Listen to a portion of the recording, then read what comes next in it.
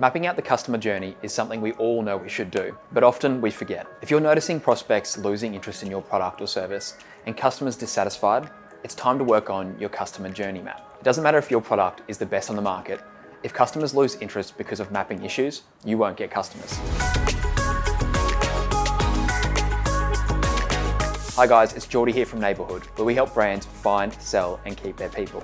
With the increasing number of resources at the fingertips of consumers, people are becoming smarter and taking longer to purchase. As well as rapidly growing social media, you'll find both the average sales cycle and customer churn rate of many businesses are growing. Unfortunately, you can't just assume or predict customer behaviour based on your opinion. A customer journey is based on specific experiences, which is why the best way to understand your consumers is to ask them.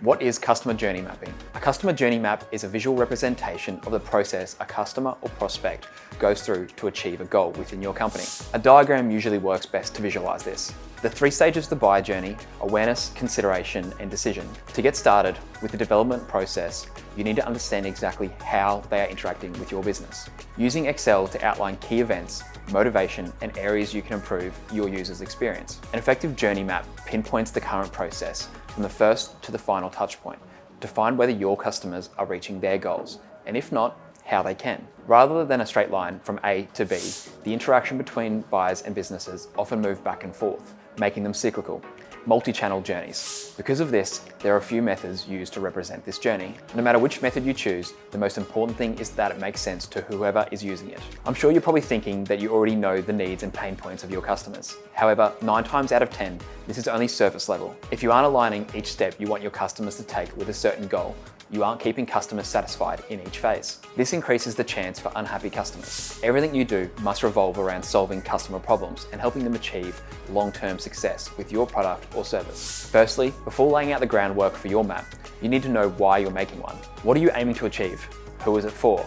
What experience is it based upon? Based on this, you might want to create a buyer persona. This is a fictional customer with demographics and psychographics who represents your average customer. Having a clear persona helps remind you to direct every aspect of your customer journey map towards them. Once you've built the base for the personas, it's time to do some research. Some ways to conduct research are questionnaires and user testing. Both options can provide valuable customer feedback. The aim is to reach out to current and loyal customers, as you want feedback from people who are interested in purchasing your product. To ensure you're getting great guidance, here are a few questions you should ask. How did you hear about our company? What first attracted you to our website? What are the goals you want to achieve with our company? In other words, what problems are you trying to solve? How long have you or do you typically spend on our website? Have you ever purchased with us?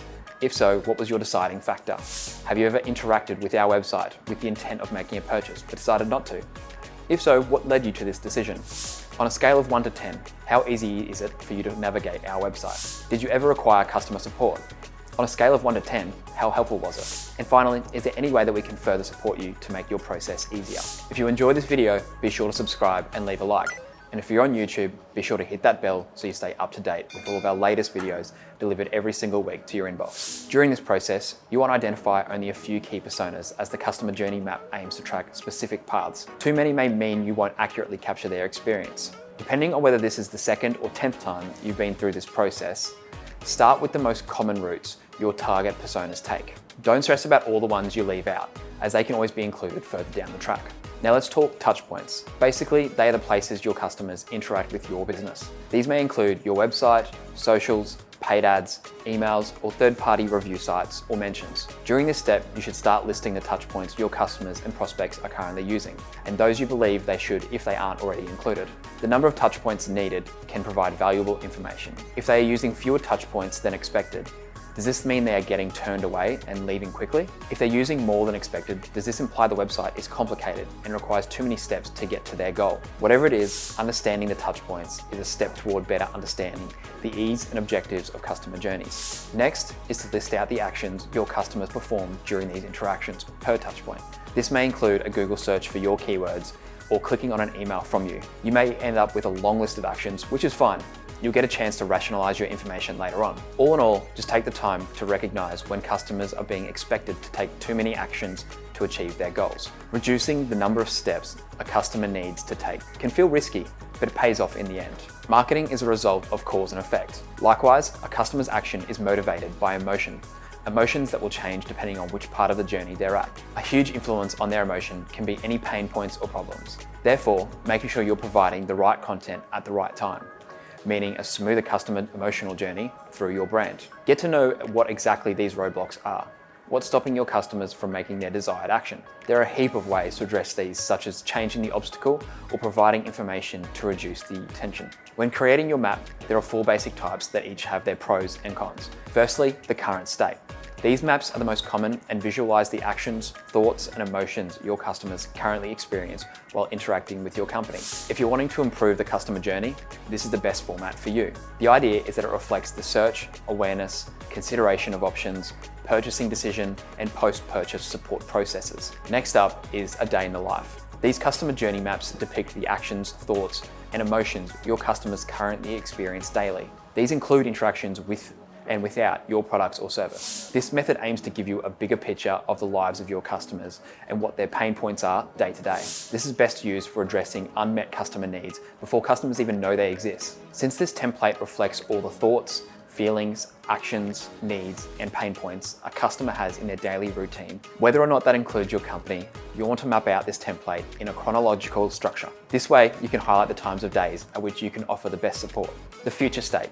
This mapping structure examines the same things, the actions, thoughts, and emotions your customers experience as the other two, but in a future perspective. Based on what the current experience is, you map out where you want to be with this style. They are best used for illustrating your vision and setting a clear objective. Similar to the current state template, these phases may also reflect the future predicted or desired search, awareness, consideration of options, purchasing decision, and post-purchasing support processes. Since this takes place in the future, you can tailor these phases based on what you'd like the customer journey to look like, rather than what it currently looks like. The final map works with a simplified version of one of the other map styles, then layers on the factors responsible for delivering that experience, including people, policies, technologies, and processes. This map is best used for identifying the root causes of current customer journeys or identifying the steps needed to attain desired future outcomes. Since this map is more in depth, it doesn't follow the customer journey too closely. Instead, it relies on the physical evidence, people, places, or objects at a time. Generally, these should be factors that can create impressions about the quality and prices of the service, or even simpler, anything the customer comes in contact with within your control. Your customer journey map intersects almost every part of your business, as this process will show the relevant resource involved in creating your desired customer experience. You must take into account what you've got and what you need to acquire. If flaws are discovered in the customer experience, follow up on the tools required to amend these issues. Chances are your team may need to invest in new and improved tools to manage better.